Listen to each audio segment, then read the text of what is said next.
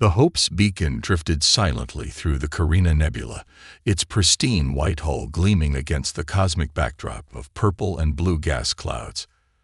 Dr. Naomi Rodriguez stood at the observation deck, her dark eyes fixed on the stars beyond.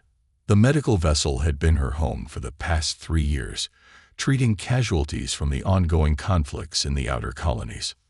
"Doctor, we've got incoming refugees from the Helios mining outpost." Security Chief Marcus Way's voice crackled through her comm unit. "Initial reports suggest radiation burns and blast trauma." Naomi turned from the viewport, her mind already shifting into crisis mode. "Prep bays 3 through 7. I want full decontamination protocols and radiation treatment units standing by." She strode toward the medical deck, her steps quick but measured. The first shuttle docked 20 minutes later, bringing with it the acrid smell of burnt electronics and the moans of the wounded. Naomi worked methodically, directing her team as they triaged patients. Burns, broken bones, internal injuries, the familiar battlefield wounds she'd seen too many times before. "These wounds," she muttered to herself, examining a miner's unusual burn pattern. "They're not consistent with a standard reactor breach."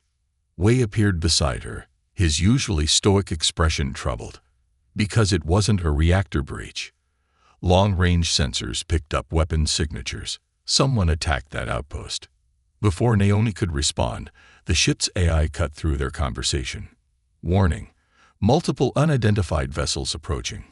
Non-standard engine signatures detected." Way's hand moved to his sidearm.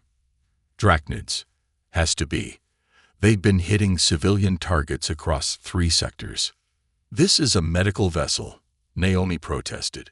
"We're protected under the Galactic conventions." "Drachnids don't care about conventions, Doctor. They." The first impact rocked the ship, throwing them both against the nearest wall. Emergency lights flashed as the AI's calm voice filled every corridor. "Hull breach detected in sections 12, 14, and 17. Boarding pods detected. This is not a drill." Naomi scrambled to her feet, helping Way up. Her mind raced through protocols and procedures, but none of them quite fit this scenario. They were healers, not soldiers. The Hope's beacon carried minimal defensive capabilities, just enough to ward off pirates looking for an easy score. "All medical personnel, implement Protocol Omega," Way commanded through the ship-wide comm. "This is not a surrender scenario. I repeat, this is not a surrender scenario." Naomi knew what that meant. They'd drilled for this, even if none of them had truly believed it would happen. She rushed to the nearest medical station, entering her override code to access the sealed compartment beneath. Inside lay a pulse rifle, its weight unfamiliar in her hands. "Way," she called out as he organized the security teams. "We have 63 critical patients who can't be moved." He met her gaze, understanding the impossible choice before them. "Then we hold this deck, no matter what comes through those doors." The first explosion echoed from 2 decks below, followed by the distinctive screech of Drachnid war cries. Naomi positioned herself behind an overturned medical cart, her hand steady on the rifle. Around her, nurses and orderlies took up similar positions, their medical scrubs a stark contrast to the weapons they now held. "Remember your training," Way called out, moving between positions. "Short bursts, aim for joint seams in their armor. They'll expect us to be easy prey." The deck vibrated as something massive approached. Naomi thought of all the lives depending on them, all the wounded who couldn't defend themselves. She'd taken an oath to do no harm, but sometimes protecting life meant taking it. The doors at the end of the corridor buckled, then burst inward. Through the smoke, the first Drachnid warriors emerged, towering, chitinous forms with biomechanical augmentations grafted to their exoskeletons. "Hold," Way commanded as the creatures advanced. "Hold. Now." The corridor erupted in plasma fire. Naomi's world narrowed to her sight picture, to the rhythm of breath and trigger pull. She was no longer just a doctor. Today, she would have to be something more. Raj Patel's fingers flew across the neural interface in the ship's AI core, streams of data reflecting off his protective goggles. As the Hope's Beacon's lead AI specialist, he'd always known this day might come, the day when the ship's healing protocols would need to be turned toward a darker purpose. Raj. Jin Hayashi's voice crackled through his comm. The head nurse's usually calm tone carried an edge of desperation. We're losing containment in the isolation ward. The life support systems are failing. Another explosion rocked the ship. Through the security feeds, Raj watched Drachnid boarders tear through another bulkhead. They were methodically working their way toward the critical care units, leaving destruction in their wake. I need 2 more minutes, Raj responded, his hands never stopping their intricate dance across the interface. Keep them occupied. The ship's AI, usually focused on medical diagnostics and treatment protocols, was being reprogrammed on the fly. Raj had spent years developing this contingency, praying he'd never need to use it. The medical nanites that normally repaired tissue and fought infection could be reproposed, with the right code. Security teams reporting heavy casualties on decks 3 and 4, the AI announced dispassionately. Hostile forces advancing toward Central Medical Bay. Raj gritted his teeth. Initiate Protocol Phoenix. Authorization Patel 703. Warning messages flashed across his display. The AI's core programming, to preserve and protect life, was fighting against the new directives.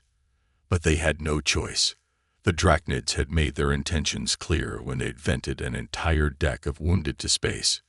Jin, Raj called out.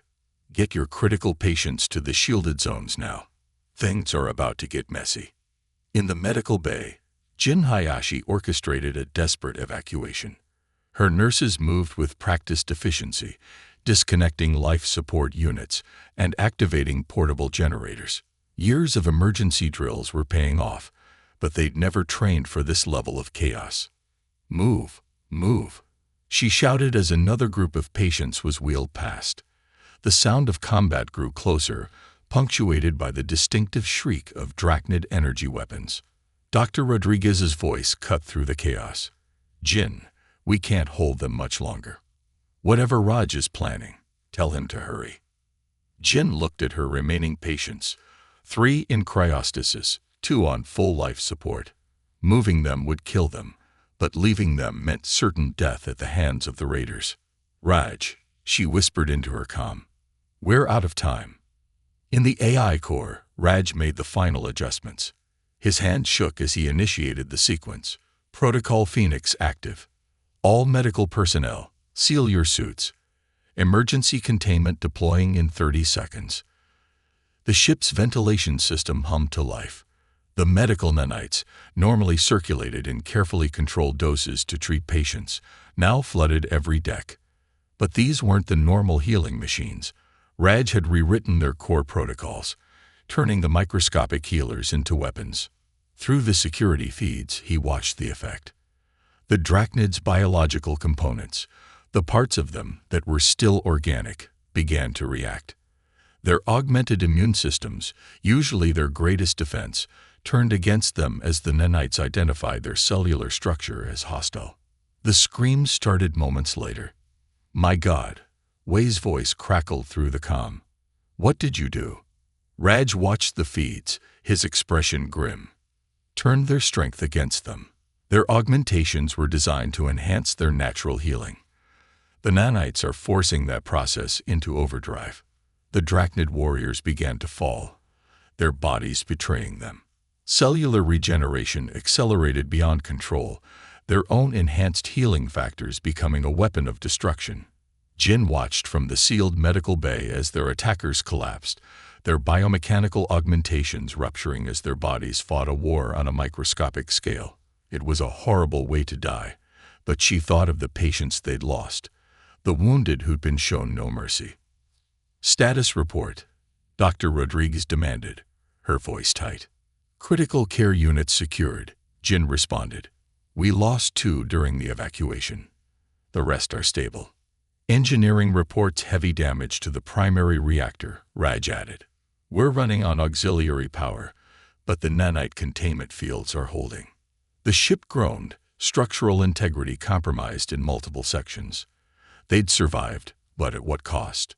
The Hope's beacon, once a symbol of healing and mercy, had become a tomb for their attackers. Jin moved among her patients, checking vital signs and adjusting medications. They'd protected their charges, fulfilled their duty as healers. But as she watched the nanites do their work through the bay windows, she wondered if they'd lost something of themselves in the process. The battle was over, but its echoes would haunt them all. Dr. Rodriguez stood in the ship's morgue, studying the drachnid corpse on the examination table. The nanites had done their work thoroughly, leaving behind a body that told a story of cellular rebellion. She'd spent years learning how to heal beings from across the galaxy, but now she was using that knowledge to understand how they killed. The biological analysis is complete, she spoke into her recorder. The nanites targeted their regenerative implants specifically. Their own healing factors became a weapon of mass destruction.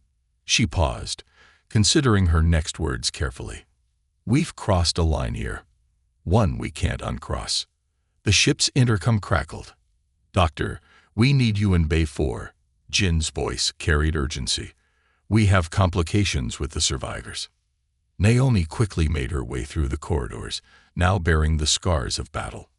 Emergency repairs were underway, crews working to seal breaches and restore systems. The Hope's beacon limped on, wounded but alive. In Bay 4, she found Jin attending to a group of patients showing unusual symptoms. Their skin had taken on a metallic sheen, and their vital signs were erratic. The nanites, Jin explained, showing her the readings. They're still active in their systems, but they're behaving strangely. It's like they're trying to rebuild damaged tissue using whatever materials they can find. Naomi studied the diagnostic screens, her mind racing. The nanites had been reprogrammed for destruction, but their base programming, to heal, was reasserting itself. The results were unpredictable and potentially dangerous. Get Raj up here, she ordered. We need to understand exactly what these things are doing now. Security Chief Y entered the bay, his armor still bearing plasma burns from the recent battle. We've got another problem.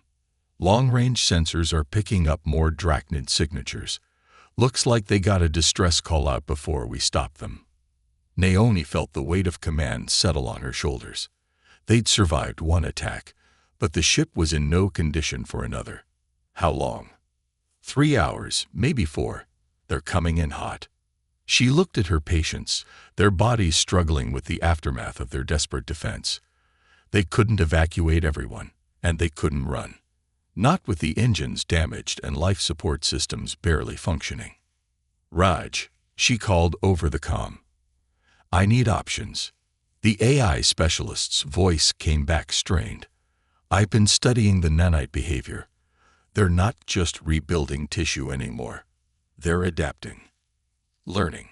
The way they interfaced with the drachnid augmentations gave them new parameters to work with. Can we use that? Wei asked, his tactical mind already working the problem. Maybe, Raj replied. But it's risky. We'd be pushing the boundaries of medical ethics even further than we already have. Naomi walked to the viewport, watching repair drones work on the hull breach. They had sworn to preserve life, to heal. But they had also sworn to protect their patients. Sometimes, those oaths came into conflict. And the cost? Naomi asked, though she already knew the answer.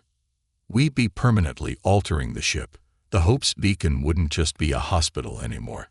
It would be something else, something that's never existed before. The ship's AI interrupted with another warning.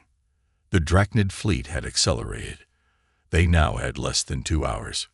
We checked his weapons, more out of habit than necessity. Whatever we're going to do, we need to decide fast. Those ships aren't coming to talk. Show me, she said finally. In the AI core, Raj pulled up complex molecular diagrams. The nanites had begun incorporating elements of drachnid biotechnology into their own structure. They were becoming something new, not quite medical tools, not quite weapons. If we can control this integration, he explained, we might be able to turn the ship's whole infrastructure into a defensive system. The nanites would bond with the hull, the systems, even the air filtration. Nothing would get through without dealing with them first. And the cost? Naomi asked, though she already knew the answer. We'd be permanently altering the ship. The Hope's beacon wouldn't just be a hospital anymore. It would be something else, something that's never existed before. The ship's AI interrupted with another warning. The Drachnid fleet had accelerated. They now had less than 2 hours. We checked his weapons, more out of habit than necessity. Whatever we're going to do, we need to decide fast. Those ships aren't coming to talk. Naomi thought of the Hippocratic Oath, of all the principles she'd sworn to uphold.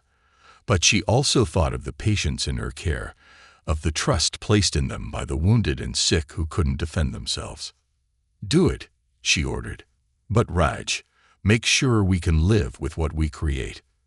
The transformation began slowly at first, then with increasing speed. The nanites spread through the ship's systems, integrating with its structure at a molecular level. Medical bays became fortresses, life support systems gained new purpose, and the very walls hummed with microscopic activity. The Hope's beacon was changing, becoming something unprecedented, a hospital that could bare teeth, a healer that could fight back. As Naomi watched the metamorphosis through the ship's sensors, she wondered if they were witnessing the birth of a new kind of medicine or the death of everything they'd once believed in. The Drachnid fleet emerged from hyperspace in a blaze of plasma engines, 5 warships against 1 wounded medical vessel. On the Hope's beacon's bridge, Dr. Rodriguez watched their approach through the main viewport, the enemy ships reflecting the light of distant stars. Hostile vessels entering weapons range, the ship's AI announced, its voice carrying new undertones. Deeper, more resonant, changed by its integration with the nanite network. All defensive systems active. The ship had changed dramatically in the past 2 hours. Its once pristine white hull now rippled with patterns of microscopic machinery, looking almost alive. Medical bays had transformed into armored sanctuaries, and every system had been enhanced by the merger of healing technology and defensive capabilities. They're hailing us, Wei reported from his station. Naomi nodded. Put them through. The Drachnid commander appeared on the main screen, his biomechanical augmentations more extensive than those of the boarding party they'd defeated. Surrender your vessel and patience, he demanded. Your defense of this ship has been noted, but it ends now. This is Dr. Naomi Rodriguez of the Hope's Beacon. She responded, her voice steady. We are a medical vessel protected under Galactic Convention. Your previous attack failed. Retreat now, or face the consequences. The Drachnid's laughter was like grinding metal. You are harboring enemies of the Drachnid Imperium. Your status as a medical vessel is forfeit. Prepare to be boarded. The transmission cut. Naomi looked at her crew. Medical professionals turned reluctant warriors, healers forced to adapt or die. Everyone to their stations. Raj, is the system ready? In the AI core, Raj's fingers danced across neural interfaces that had become almost organic. The nanite network is fully integrated. The ship, she knows what to do. The first Drachnid ship opened fire, plasma bolts streaking toward the Hope's beacon. But where they struck, the hull didn't burn, it adapted. The nanites absorbed the energy, learned from it, evolved. Return fire, Wei ordered, but not in the way their enemies expected. The Hope's beacon's response came not from conventional weapons, but from its very essence. Streams of enhanced nanites erupted from modified medical delivery systems, crossing space like silver rivers. Where they touched Drachnid ships, they began their work, not destroying, but transforming. By all the stars, Jin whispered from her position in medical. Through the bay windows, she watched as the nanites infiltrated the enemy vessels through hull breaches and weapon ports. They carried with them everything they had learned from the first attack, every lesson paid for in blood. The Drachnid ship's biomechanical systems turned against them, just as the boarding party's augmentations had. But this time, the process was more controlled, more precise. The nanites didn't kill. They disabled, neutralized, contained. Multiple hostile vessels reporting system failures, the AI reported. Drachnid biosignatures are stable but inactive. Their augmentations have been suspended. Naoni watched as the enemy fleet went dark, their crews trapped in a form of technological stasis. They had won not through destruction, but through the application of medical knowledge turned to defense. Begin rescue operations, she ordered. Bring their wounded to medical bay. We'll treat them all, attackers and victims alike. Hours later, as the crisis wound down, Naomi stood in the main medical bay. Beds were filled with both their original patients and their former attackers, all receiving the same level of care. The Hope's beacon had changed forever, becoming something new, a ship that could defend itself while staying true to its mission of healing. What do we tell Galactic Command? Wei asked, standing beside her. Naomi watched as Jin and her nurses moved between beds, checking vitals, adjusting treatments. The nanites had returned to their primary purpose, healing injuries and fighting infections. But they, like the ship and its crew, would never be quite the same. We tell them the truth, she said, that we found a way to defend life without taking it.